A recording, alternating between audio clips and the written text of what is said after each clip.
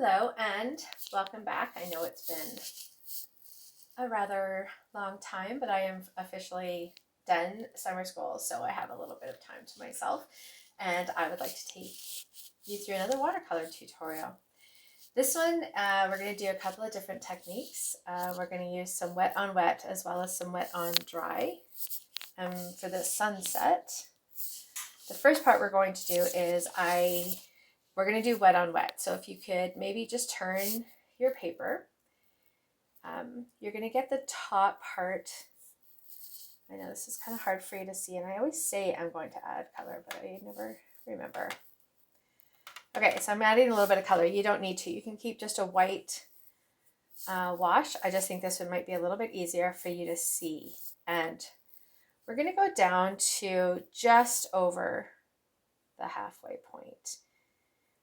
I don't like anything to be too symmetrical, so I don't like to go right down the middle. So we're just putting some water on there, and we're going to start with a very light color, because with our watercolors we need to go from light to dark. So I'm going to start with a nice bright yellow, a cool yellow, and I'm going to add some water to that, and then I'm just going to cover that whole area sporadically, and you're going to have to work kind of, not really quickly, but kind of faster than normal, because we don't want this to dry. We want this to be able to blend, because I'm going to add more of a yellowy ochre orangey type here at the top, because I want it to be a little bit darker at the top. Now you can leave some of these really light white areas for clouds if you'd like, or you don't have to. You could just do a really nice gradation from the top to the bottom. But we're just gradually getting darker at the top and moving it down. And if you want it to be a nice smooth transition, you could also just pick up your paper and just let it drip down. And you'll notice that the water doesn't go past, or the color doesn't go past where we've painted that water. So that's kind of a neat trick too for controlling the watercolors. So I'm going to go back in with just a little bit of yellow in these areas that are kind of light. And then I'm going to kick it up a notch, and I'm going to go with an orange at the top. And I'm not going to come all the way down with this orange, because I want it to start to get that gradation, right? And if you notice that it's pooling or it's getting too much water, you can go in with a dry brush and just kind of start lifting that off. The other thing you can do is you can kind of let it dry in between layers and just gradually get it darker. My other trick that I like to use is I'll just take water and flip it over and just paint a nice big X on the back. And then as that dries, it pulls that paper back together and flattens your piece out. So you can pick up some of that water that's just kind of pooling. I think I might want to go back with some more yellow here at the bottom. It's always easier to go back and make things darker in watercolor. It's a little bit harder to lighten it once you've got those dark colors down, which is why we always like to go from dark to light in watercolor painting. And then in my acrylic painting, I tend to go the other direction. I usually start with my mid-tones, and then I paint the dark and the highlights. Okay, so I'm going to actually dry this off a bit and come in with a darker color. I didn't dry it completely. You can see it's still a little wet down here, but I just dried it enough so that I can mix some red in with that orange that I have, and just get another darker color up here. And I think I'm just filling some cat hair in there too. So let's take that out.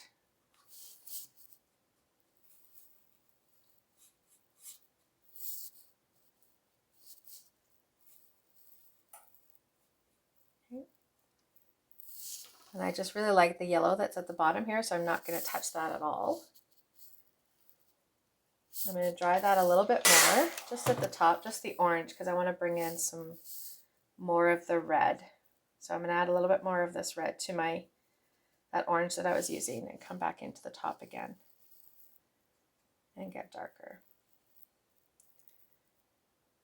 And then if you want to blend that with the other colors you have, you just get a nice wet brush and not adding any more pigment, just continue to blend that down.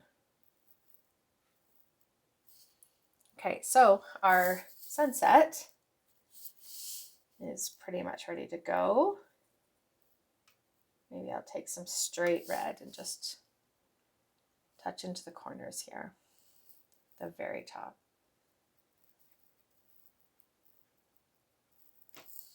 Okay, and then I'm going to dry that first layer here.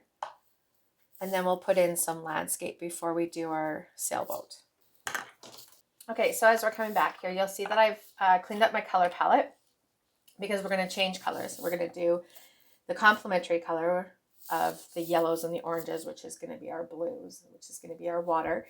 And for this, we're going to do it kind of almost in the exact opposite technique that we did for the sky. So we're going to leave this dry. And we're going to start with a nice light color of blue. You can use whichever blue you have, but we're going to go quite light. And we're going to paint kind of right close to, but not touching the sky. And this is because I don't want the colors to get all muddy. And so I am putting the ripples in. You'll see I'm leaving spots that are white because I'm going to go in with a different blue. And I don't want any of this blue to go into our water, and I don't want any kind of the reflection to come and mix and get like these gross muddy greens. So this is just kind of a nice trick for people who are beginning to do watercoloring. So it can be hard to control those colors and we don't want them to mix. I'm going to get some of the yellowy orange here that we used up top, and I'm not going to touch the blue, and I'm just going to kind of make some reflections. And then of course I touch the blue. Don't do like I did. So I'm just drying off my paintbrush and going back in and lifting that paint off. So that's a good thing. Don't touch the blue. What do? Touch the blue. My kids would love that. So these are the orangey reflections of the sunset that we're going to have in the water. And I just wanted them to stay nice and bright, which is why I just wanted them onto the white. I'll put some of this yellow ochre in there too.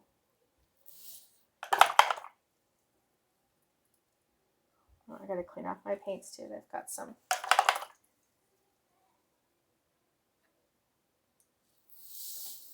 Let's bring in a little bit of yellow here. It's okay if the yellow and the orange mix together. I just didn't want that color mixing in with my blues.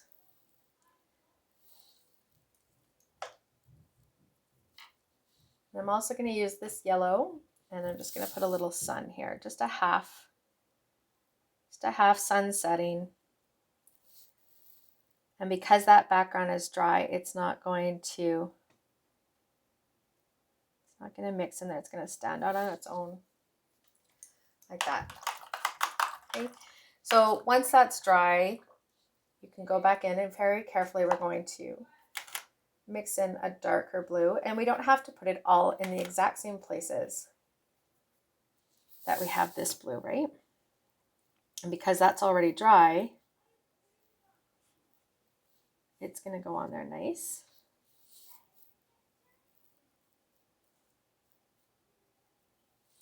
Then I can go in with an even darker blue and kind of fix up my mistakes that I made there.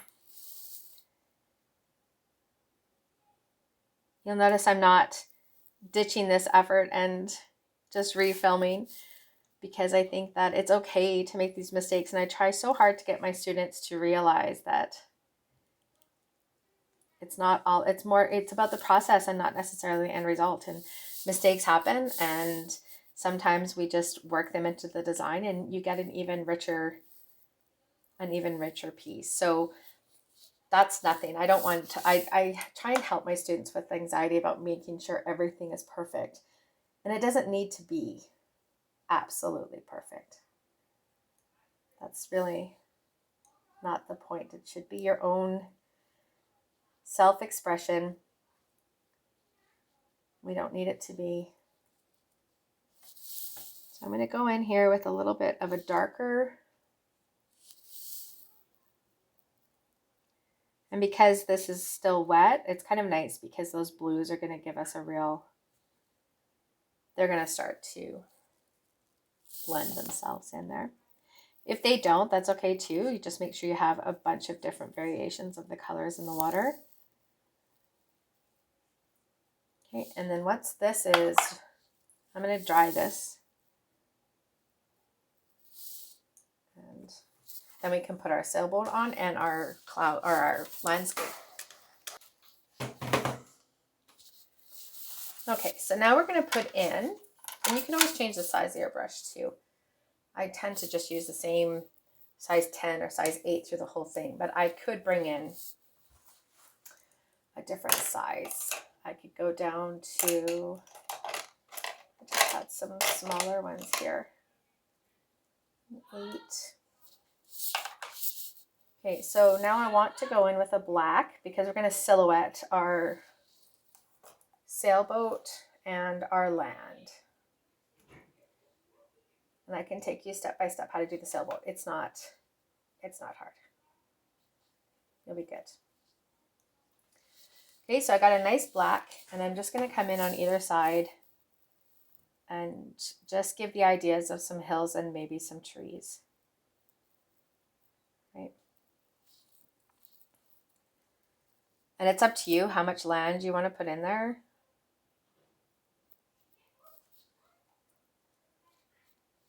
You can, I just like to have it on either side, straighten out my horizon a bit maybe.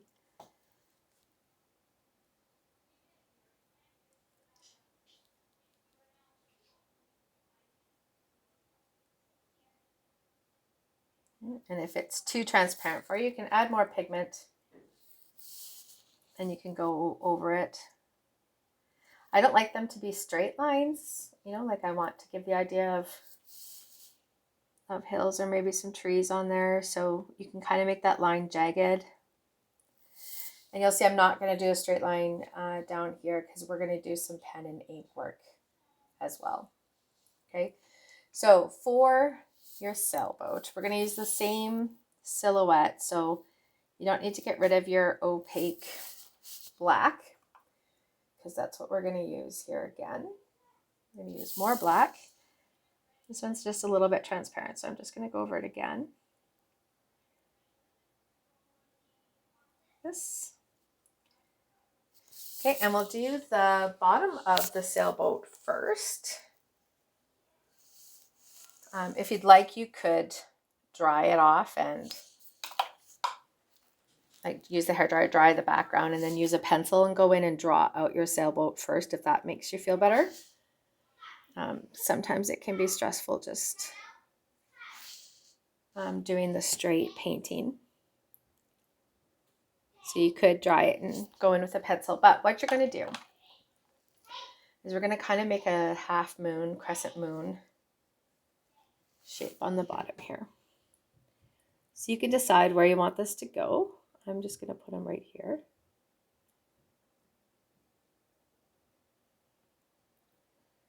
Okay, and we're going to go a little bit higher over here. Flatten it out a bit.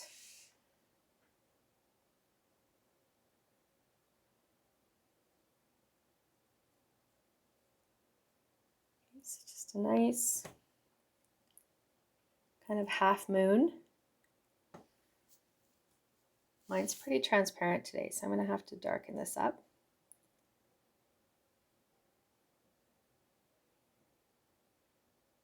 Okay, once we have that down, I just want to smooth out the bottom here a little bit. There we go. That's much better. And then as that dries, I'm going to add some more black because I don't know, it seems I got too much water in it, I think. Okay, and then we're going to do the first sail. And we're just going to go straight up. And the lighter you push down, the more of a light line you're going to get. So that's just a placement line. So we know this is approximately where it's going to start off. And then this is a long, kind of a long triangle. So again, we're going to start at the top. And then we'll just gradually swing it out. So you get this nice triangle shape. And then bring it back in. So we're going to fill that in. And again, if once you've got that drawn on there and you're not happy with the size, you can make it bigger. You can, I'm kind of wanting to go back in and just smooth out some edges. I don't really like this paintbrush. I think I'm going to have to switch paintbrushes. This one.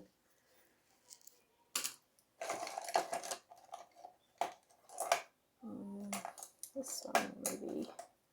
Although it's not pretty, this is my all-time favorite one. So you can see it's well used. So I apologize for the fact that all of the paint is coming off of it. But it's the one that I use the most. Because it just makes really pretty lines. Okay, so there's our one sail. And we'll just put... If you know your sailboats better than I do, you could probably do this a little bit more accurately. I'm just giving the idea of things in my sailboat that I thought might connect. So a couple of little strings or bars. It just sounds really bad. I don't really know. I like to go on sailboats, but I haven't been on one for a while. Okay, now we're going to do that other sail. And this one's got a bit of a different, because this one I want it to look like the wind is going through. So for this one, don't touch this top piece, but go over and just go nice and wide over. So we're going to curve it like we almost did the bottom of the boat. And then we're going to make that sail do the same thing, but we're just going to add some depth to it, and then it's going to straighten out at the bottom here. I'm having some cord issues here hanging in my face. So bring that over. Now remember, you can turn your paintings over around. So once you have your shape, there, you can fill it in with some nice solid black.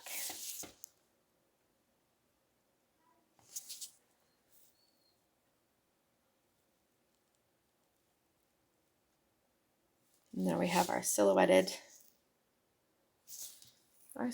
sailboat here.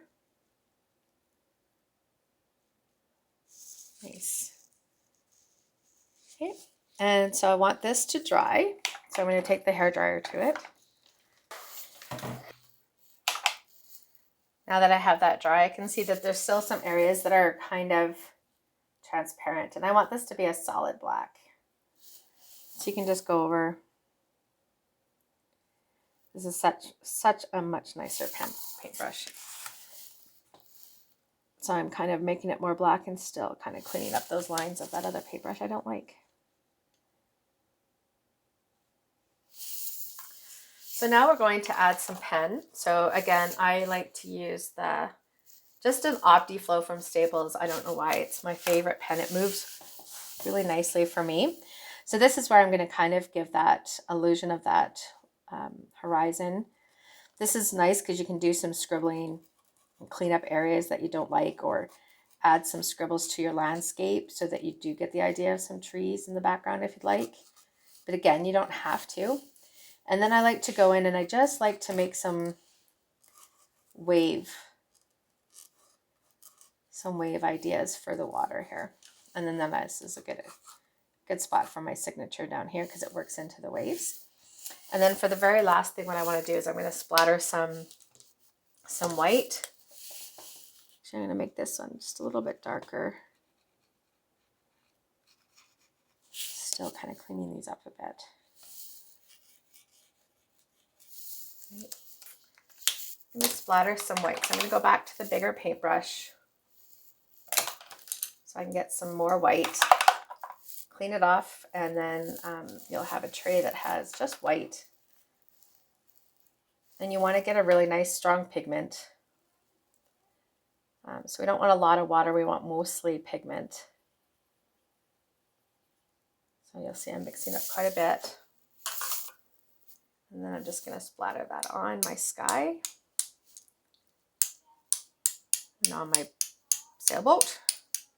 Actually, you'll just get the whole thing. And then we're going to let that dry. So I'm going to dry it.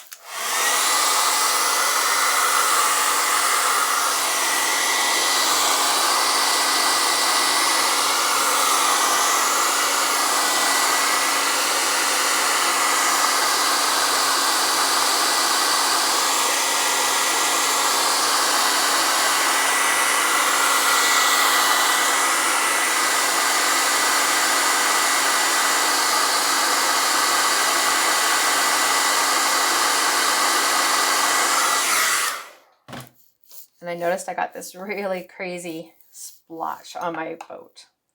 So I'm going to go back in with some nice black. That's my favorite paintbrush.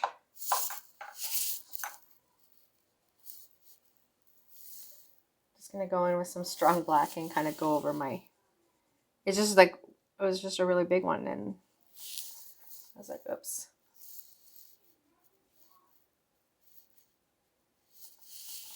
So you can go over any of those ones that you didn't like. Because I want to just kind of keep this as a silhouette. So maybe I'll just block out the ones that I landed on here. Like that.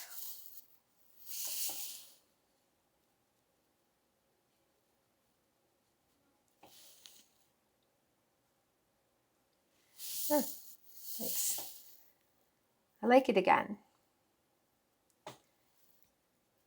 And then one of the final things is we want to remove the tape.